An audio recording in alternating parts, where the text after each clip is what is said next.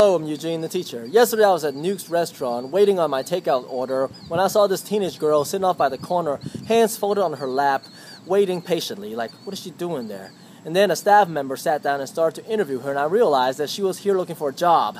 I was there years ago in that very chair.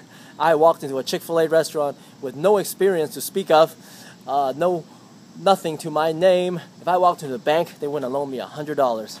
Yet they hired me and I worked there a couple of years. Amazing. I guess, taking me way back, I thought about how life is 3 big chunks. You know, your first 30 years where you're still very green in the world, trying to figure out what's going on. Your second 30 years where you're trying to grow a family, trying to grow a career, achieve some dreams. That's where I am right now. And then the last 30 years where you're like my parents. You're retired and you think about how to enjoy the fruits of your labor. It's natural that whatever stage you're in, you're focusing on your stage, but looking forward to the next.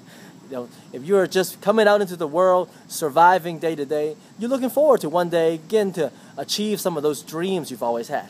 If you're in your second stage of life, you're already achieving some of these dreams you've always had, but you're looking forward to retirement and enjoying the fruits of your labor.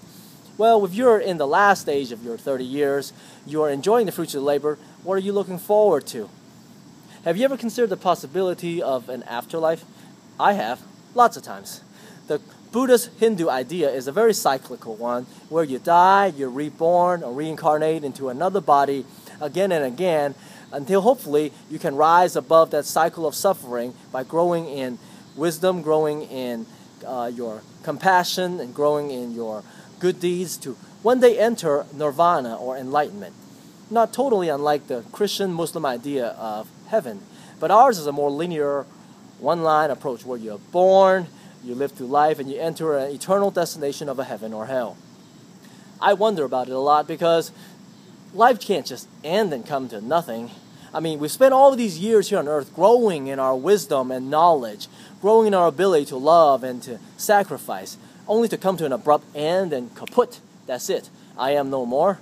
I just can't fathom that. I just can't wrap my mind around that. So I challenge you to consider the possibility of there being an afterlife. What do you think is on the other side? I'm Eugene the Teacher with your today's inspirational message.